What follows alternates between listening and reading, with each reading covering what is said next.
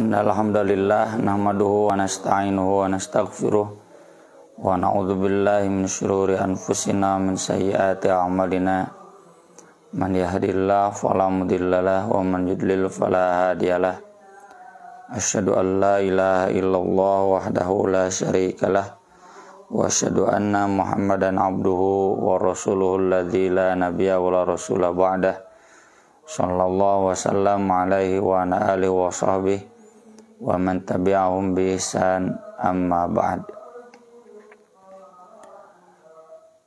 Pada kesempatan subuh kali ini kita masuk tema babu fadli Aisyah radhiyallahu anha, keutamaan Aisyah radhiyallahu anha. Imam Bukhari menuliskan beberapa hadis dalam bab ini. Yang pertama dari Abu Salamah, inna Aisyata radhiyallahu anha qalat qala Rasulullah sallallahu alaihi wasallam yauman. Rasulullah sallallahu alaihi wasallam pada suatu hari bersabda, ya Aish, hadza Jibril yukri'ukis salam. Wahai Aisyah, dibuang haknya jadi ya Aish, ya panggilan. Ini Jibril membacakan salam untuk engkau. Fakultu, maka aku pun menjawab, wa alaihi salam warahmatullahi wabarakatuh.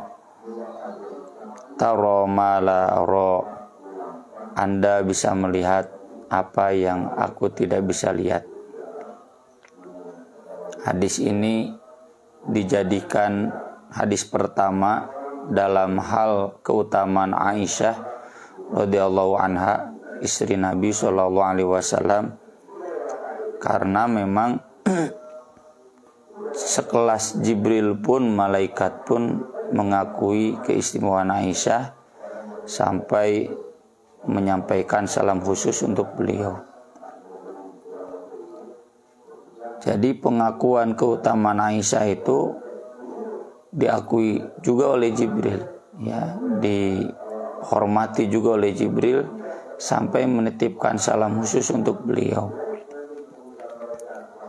Dan nanti ya di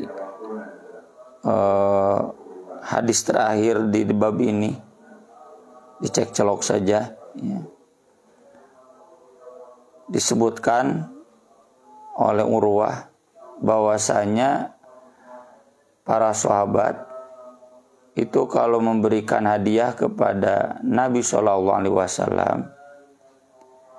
itu kebanyakan memberikan hadiah kepada beliau ketika beliau ada di rumah Aisyah, ya. Sedangkan ketika beliau jadwal gilir di istri-istri yang lain, tidak seperti ketika jadwal beliau gilir di rumah Aisyah, ya. Jadi banyak yang memberi itu ketika beliau jadwal gilir di rumah Aisyah, sedangkan istri-istri yang lain ada yang memberi cuma tidak sebanyak kepada Aisyah. Sampai istri-istri Nabi yang lain itu datang ke Ummu Salamah yang dikategorikan sebagai salah satu istri yang senior, ya, dan menyarankan kepada Ummu Salamah agar Nabi SAW menganjurkan kepada para sahabat yang ingin memberikan hadiah kepada Rasul itu jangan khusus di hari Aisyah saja, tapi juga di hari-hari yang lain, istri-istrinya yang lain, biar kelihatan adil begitu. Maka kemudian disampaikan hal itu kepada Nabi Shallallahu Alaihi Wasallam. Nabi tidak menjawab. Kemudian yang kedua kalinya disampaikan lagi, Nabi pun tidak langsung menjawab. Kemudian yang ketiga kalinya disampaikan lagi, Nabi Shallallahu Alaihi Wasallam menjawab, ya Ummu Salamah, wahai Ummu Salamah, la tu'dhini fi Aisyah, jangan kamu menyakiti hatiku dalam hal Aisyah. Fa innahu wallahi ma nazala alayyal wahyu, karena sungguh demi Allah tidak turun wahyu kepadaku. Wa ana fi lihafi imra'atin, dan saya sedang ada dalam selimut seorang istri pun, min kunna, di antara kalian, ghairoha, selain kepada ketika aku ada dalam selimut Aisyah. Maksudnya ketika Nabi ada di rumah Aisyah, ya. Nah, ini menunjukkan, ya, bahwa salam khusus dari Jibril tadi kepada Aisyah itu karena ada keistimewaan pada diri Aisyah, termasuk sama, ya, sikap dari para sahabat memberikan hadiah kepada Nabi itu kebanyakan di hari Aisyah, tentunya karena memang keistimewaan Aisyah. Dan ketika istri-istri Nabi lain sedikit keberatan, Nabi pun tidak bisa banyak berbuat, ya ini nggak bisa dipaksa-paksa, nggak bisa direkayasa, karena faktanya malaikat pun, Jibril pun menurunkan wahyu di rumah itu ketika Nabi SAW ada di rumah Aisyah. Dalam hal ini ada beberapa hal yang perlu kita tegaskan, ya. Yang pertama, jangan dipahami, ya, keistimewaan Aisyah dibanding istri-istri Nabi itu sebagaimana dijelaskan oleh kaum orientalis, orang-orang barat yang meneliti Islam, itu karena Aisyah istri yang paling muda, paling cantik. Jadi kesannya Nabi SAW itu senang yang muda-muda, ya. Sedangkan ke istri tua tidak diperhatikan, ya.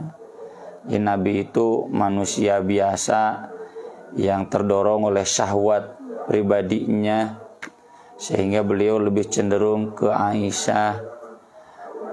Tentu ini bagi kita adalah sebuah penghinaan kepada Nabi SAW. Kenapa penghinaan? Karena seakan-akan Nabi SAW itu sama dengan manusia lainnya yang tanda kutip, ya, tergila-gila oleh istri muda. Padahal seperti dijelaskan oleh banyak ilmuwan muslim, ya, yang tidak terbawa arus barat, harus dilihat Nabi SAW itu beliau bangun di waktu malam, banyak menghabiskan waktu malamnya dengan ibadah. Bahkan itu ketika di rumah Aisyah sekalipun. Ketika Nabi bangun, Aisyah bertanya, Nabi mau kemana? Nabi kan menjawab, sungguh aku ini ingin selalu bersama kamu, tapi, ya, aku juga rindu kepada Allah. Dan Nabi kemudian sholat sampai menangis lama lagi. Jadi jangan kita terbawa pemahaman bahwa Nabi lebih mencintai Aisyah itu karena Aisyah istri muda, paling cantik, ya, paling muda, ya. Meskipun itu benar adanya, benar dalam artian Aisyah itu muda, cantik, ya, tapi tidak kemudian itu menjadi satu-satunya pertimbangan Nabi SAW lebih mencintai Aisyah daripada yang lain. Yang kedua, di sini kita mendapatkan gambaran yang jelas, ya, dalam hadis bahwa kecintaan Nabi kepada Aisyah itu sama dengan kecintaan malaikat kepada Aisyah, khususnya Jibril. Kita pernah bahas, ya, di kajian Ahad kedua 2 bulan ke belakang, kajian online, bisa dicek, ya, videonya di YouTube, ya. Bahwa Nabi SAW bersabda, ketika Allah mencintai seorang hamba, maka dia akan memanggil Jibril. Kata Allah kepada Jibril bahwa aku mencintai hamba itu, maka cintailah oleh kalian. Jibril pun kemudian mengumumkan kepada semua penduduk langit bahwa Allah mencintai si anu, seseorang. Fahibu, kalian wajib mencintainya. Maka kemudian penghuni langit pun, para malaikat di langit semua mencintai hamba tersebut. Dan ketika semua penghuni langit mencintai hamba tersebut, maka wa yudong lahul qubul fi ahlil ard, maka otomatis hal yang sama akan diturunkan, akan terjadi pada penduduk bumi. Penduduk bumi pun sama mencintainya. Jadi kecintaan Nabi SAW kepada Aisyah, para sahabat juga kepada Aisyah, ini selaras dengan kecintaan malaikat kepada Aisyah. Dan kalau malaikat saja mengistimewakan Aisyah, itu karena Allah Subhanahu wa Ta'ala pun mengistimewakan Aisyah. Di mana keistimewaan Aisyah sampai kemudian malaikat, Nabi, kemudian para sahabat mencintai beliau? Ya tentu dalam hal yang objektif, karena kesolehan, kesolihahan ya Aisyah, pengabdiannya kepada Nabi, pengorbanannya kepada agama, kecerdasannya dalam menangkap ilmu-ilmu yang datang dari Nabi, kemudian kesigapannya dalam mengurus Nabi, perhatian kepada Nabi, ya, termasuk juga kaitannya dengan ayahandanya yang merupakan sahabat yang paling dicintai Nabi. Ini tentu berpengaruh lah, seperti kita misalkan respect ya kepada seorang anak tokoh karena mempertimbangkan orang tuanya, itu sesuatu yang wajar, objektif, nah, tidak subjektif ya. Nah ini yang harus diperhatikan ya. Jadi jangan kita terbawa arus kaum orientalis yang menilai bahwa Aisyah itu lebih dicintai oleh Nabi karena dia istri muda. Aduh, ini bukan seakan-akan, hemat saya ini sudah termasuk menghina Nabi SAW. Padahal Nabi SAW itu adil, ya. Tidak mungkin menilai seorang istri dari aspek itunya saja. Kata Nabi SAW ketika diprotes oleh seorang munafik, kamu tidak adil wahai Rasul dalam membagikan ghanimah. Kata Nabi, waihak, idza lam a'dil faman ya'dil. Kalau saya dinilai tidak adil, lalu siapa yang adil? Saya saja dinilai tidak adil. Kalau saya sudah dinilai tidak adil, maka siapa yang bisa adil? Nggak ada yang bisa adil. Padahal ya ini sesuatu yang harus diamalkan. Nabi sendiri berkata ya dalam hadis yang terkenal di bab poligami, Allahumma hadza qasmi fima amlik wala talumni fima la amlik.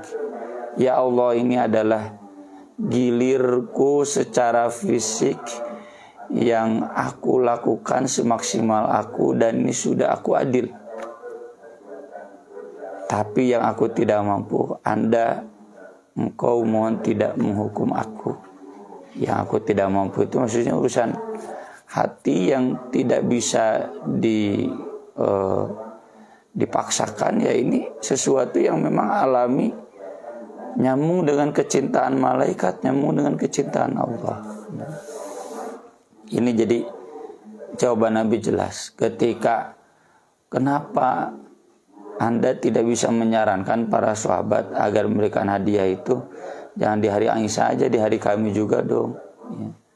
Jawaban Nabi tegas, wahyu turun di selimut seorang istri itu hanya ketika aku ada di selimut Aisyah.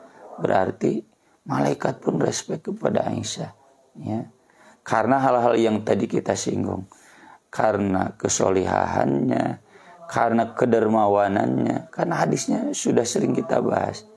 Aisyah berkata, ada seorang peminta-minta bawa 2 orang anak perempuan. Saya hanya tersisa 1 kurma. Saya berikan semuanya ke perempuan itu. Dia pun membagi 2 buat anaknya, dia nggak dapat. Itu menunjukkan kedermawanan Aisyah. Ya, Aisyah pernah dalam hadis yang lain kata Nabi, ini jangan dihabiskan. Kalau dihabiskan nanti habis. Aisyah pun menghabiskannya semua, bukan untuk dimakan, untuk diberikan. Dan jadilah habis. Jadinya kekurangan, tapi Aisyah menerima, ya, dan sabar. Ya. Kita tahu dalam hadis yang lain, ketika Abdullah bin Zubair sudah kita bahas, bersumpah tidak akan lagi ngomong ke Aisyah. Abdullah bin Zubair saat itu baru di Makkah, dan Aisyah punya lahan banyak di Makkah.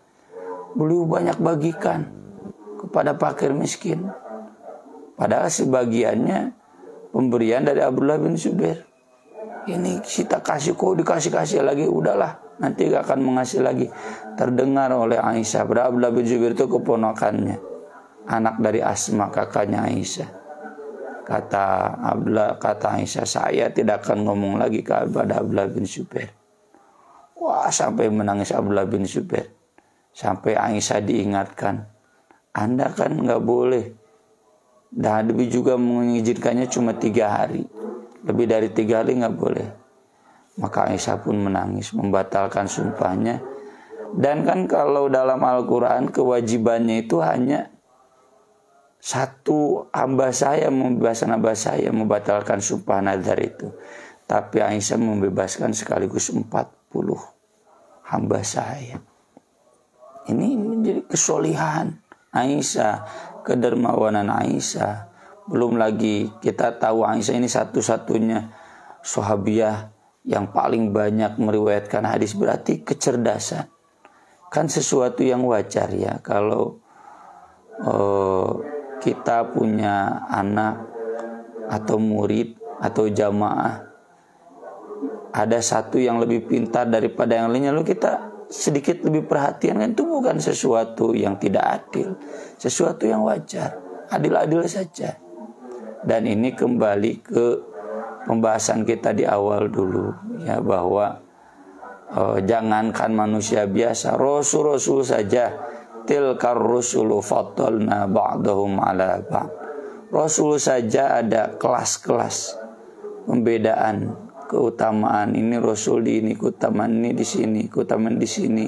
Di antara rasul itu yang paling utama adalah Nabi Muhammad SAW, karena keutamaannya lebih banyak dibanding keutamaan rasul yang lain. Tugas kita hanya menerima takdir Allah, tawakal. Kita memaksimalkan keutamaan yang kita miliki dan tidak boleh hasud dengan keutamaan yang dimiliki oleh orang lain. Kalaupun ada hasudnya hasud ghibthah, ingin bukan kemudian ingin menyakitinya. Nah, ini yang disebutkan oleh Nabi kepada Ummu Salamah, jangan sampai istri-istri Nabi yang lain syiriknya itu ya, hasudnya itu hasud yang ingin menyakiti, ingin mencelakakan, jangan. Hasudnya kalau sebagai ghibthah, ingin seperti Aisyah dalam hal kesolihahannya, dalam hal kepintarannya, silakan. Tapi kalau sampai mau menyakiti, itu nggak boleh. Ya. Dan ini juga catatan yang ketiga, ya, bahwa jangankan manusia biasa sekelas kita, sekelas istri-istri Nabi saja, ya, itu mengalami yang namanya hasud. Dan hasud ini sebagaimana Nabi sampaikan dan sudah saya tulis panjang lebar di buku saya Ar-Risalah jilid 1, ya, bahwa nggak mungkin ada seorang lepas dari hasud, tinggal bagaimana kita memanagenya, ya. Dan saya yakin ketika Nabi menyarankan ke Ummu Salamah agar disampaikan ke istri yang lainnya, mereka pasti sami'na wa ta'na. Kalaupun ada dorongan manusiawi, kok kenapa ya ke Aisyah, sahabat itu lebih mengistimewakan, ke saya tidak. Itu dorongan manusia itu wajar-wajar saja, asal jangan kemudian mengarah ke hasud. Jadi kalau saya misalkan, contoh misalkan ya, dan alhamdulillah jangan ya, melihat ya ustadz yang lain kok banyak viewernya, banyak penontonnya ya. Misalkan saya lihat Ustadz Ucu kok banyak yang nontonnya, banyak viewernya, banyak subscribernya misalkan. Lalu ada sedikit hasud, itu sesuatu yang wajar, tapi saya wajib mengolahnya. Jangan kemudian saya menjadi jelek hati kepada Ustadz Ucu misalkan. Jangan sampai menjadikan saya jadi benci sama beliau, jangan. Atau sedikit mengarahkan agar jangan ngaji sama beliau, nggak boleh. Saya harus menerimanya itu sebagai keutamaan yang diberikan oleh Allah kepada masing-masing orang. Terimakan saja, udah tugas kita hanya memanfaatkan keutamaan yang kita miliki. Itu yang diarahkan oleh Nabi kepada istri-istrinya yang lain. Kemudian di hadis berikutnya dari Abu Musa al-Asy'ari, Rasulullah SAW bersabda, kamu la minar rijal katsir. Lelaki yang sampai taraf kesempurnaan itu banyak. Walam yakmul minan nisa illa Maryam bintu Imran wa Asiyatu imra'atu Fir'aun. Dan tidak ada yang sampai mencapai kesempurnaan dari perempuan kecuali Maryam binti Imran dan Asiyah istrinya Fir'aun. Ini yang diabadikan di dalam surat At-Tahrim ya. Wa daraballahu mathalan lil ladzina amanu imra'ata Fir'aun. Itu namanya Asiyah. Ya, bukan Asiyah, Asiyah ya. Kemudian ayat berikutnya wa Maryam nata Imran allati ahsanat farja dan seterusnya. Wa fadlu Aisyah 'alan nisa, dan keutamaan Aisyah dibanding perempuan-perempuan lainnya kafadli tsarid 'ala sairi tu'am, seperti keutamaan tsarid dibanding makanan-makanan yang lain. Tsarid itu daging yang dikuah. Kalau di kita mungkin kayak soto, gulai, kan ini makanan istimewa bagi orang kebanyakan. Kalaupun ada yang tidak senang ya beberapa saja. Siapa yang tidak mengistimewakan soto ya, gulai, pasti mengistimewakan mahal lagi ya.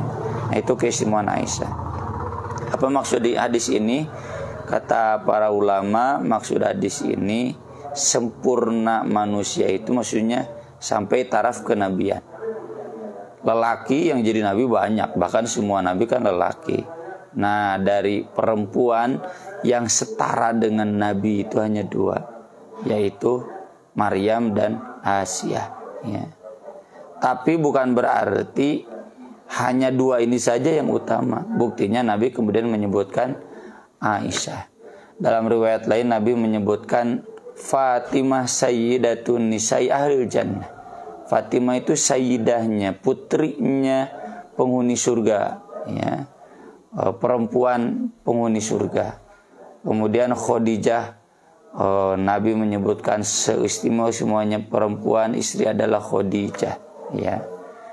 Nah, ini menunjukkan berarti di luar Asiyah dan Maryam masih ada yang lebih istimewa.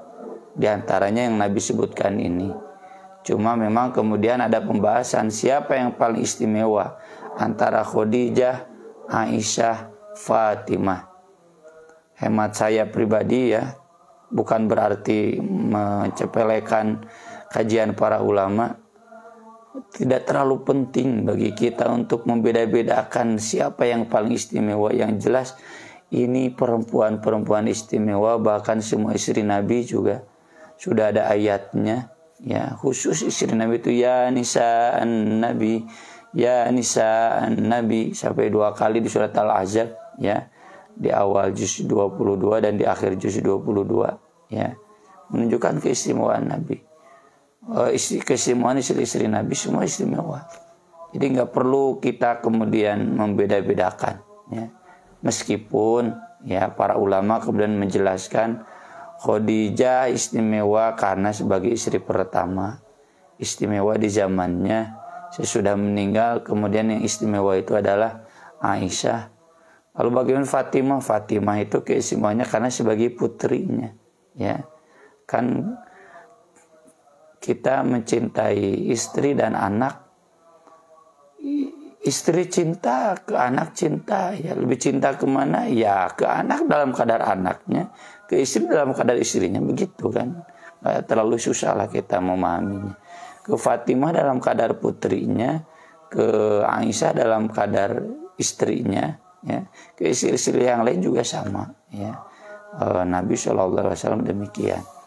Tapi memang ya keutamaan Aisyah dibanding perempuan lainnya dan termasuk istri-istri Nabi lainnya itu seperti keutamaan soto gulai dibanding makanan lainnya. Ini sekali lagi bukan, maaf ya, bukan dari rasanya tentu, tapi dari kualitas. Kualitas Aisyah itu memang lebih dari yang lain. Seperti saya punya santri banyak perempuan, lalu ada yang paling soleha, yang paling pintar, apalagi ditambah paling cantik. Bukan saya saja, kan semua guru yang lain, bahkan semua santri pun pasti respect ya kepada perempuan yang seperti itu. Masa yang begini disebut tidak adil? Ya, ini sesuatu yang wajar, menggambarkan bagaimana keutamaan Aisyah. Kemudian di hadis yang lain, ketika Aisyah sakit, Ibnu Abbas menjenguknya. Dan kata Ibnu Abbas, "Ya ummal mu'minin, taqdamin ala faroti sidqin." Tenang wahai ummul mukminin, Anda itu akan menyusul datang ke telaga surga yang di sana sudah menunggu ala Rasulullah sallallahu alaihi wasallam wa ala Abi Bakrin. Rasulullah sallallahu alaihi wasallam dan Abu Bakar. Ya, ini terkenal hadisnya, sudah sering dibahas bahwa Nabi punya telaga di surga dan Nabi nanti yang paling dahulu datang ke sana, dan Nabi menunggu umatnya. Nanti umatnya kemudian datang menyusul, bahkan di antara umatnya ada yang tidak jadi, kemudian Nabi ditarik lagi oleh malaikat dimasukkan ke neraka, ya, karena mereka murtad. Ya. Kita nggak perlu banyak bertanya, masa yang masuk surga ditarik lagi ke neraka? Ya ada lah, walau alam, pokoknya begitu. Samina wa ta'na. Kita jangan menjadi bagian yang itu. Nah, ini Ibnu Abbas menegaskan, nggak usah hirau dengan sakit Anda. Sakit yang menjelang kewafatan Nabi, Anda itu kan akan masuk surga. Bahkan Anda akan menjadi yang ketiga masuk ke telaga di surga sesudah Nabi dan Abu Bakar As-Siddiq. Kata Ibnu Hajar, tentu penegasan Ibnu Abbas ini menunjukkan bahwa Aisyah masuk surga itu bukan ijtihad Ibnu Abbas, pasti dari Nabi SAW. Gak mungkin sahabat berani memvonis surga kecuali ada petunjuk dari Nabi SAW. Kemudian hadis lainnya ini yang pernah kita bahas dalam keutamaan Abu Bakar, ketika Aisyah kehilangan kalung ya di perjalanan pulang dari safar. Lalu kemudian Nabi menyuruh sahabat, Nabi mencari dan sahabat ikut mencari. Sampai kemudian subuh di jalan nggak ada air. Sampai kemudian turun ayat tayamum. Dan Usaid bin Hudair berkata, demi Allah, ma nazala biki amrun qattu illa ja'alallahu laki minhu makhrajan. Tidak ada satu masalah pun yang menimpa Anda wahai Aisyah, kecuali ada saja hal baiknya. Wa ja'ala fil muslimin barakah, dan menjadi berkah bagi orang-orang Islam. Termasuk ya dalam hal yang terkenal kejadian yang menimpa Aisyah, yaitu fitnah bahwa beliau pernah selingkuh. Itu kan kata Allah sendiri, innal ladzina ja'u bil ifki usbatum minkum la tahsabuhu syarral lakum bal huwa khairul lakum. Jangan mengira kejadian fitnah untuk Aisyah ini jelek buat kalian, tidak, justru jadi baik. Baiknya apa? Umat Islam jadi punya pelajaran. Nggak boleh menuduh tanpa bukti, ya. Apalagi termakan hoax, nggak boleh. Apalagi itu terkait seorang tokoh, nggak boleh. Ya, itu kan jadi baik, jadi berkah. Ya. Dan itu dialaminya oleh Aisyah, bukan oleh istri yang lain. Kemudian Nah, ini sesuatu yang manusiawi karena memang keistimewaan Aisyah. Ketika Nabi sakit, beliau bertanya, "Aina ana ghadan?" Di mana saya besok dirawat? Saat itu Nabi sedang dirawat di rumah Aisyah. Istri-istri Nabi faham maksudnya, nggak usah ada jadwal gilir sementara dirawat di rumah Aisyah saja. Ya.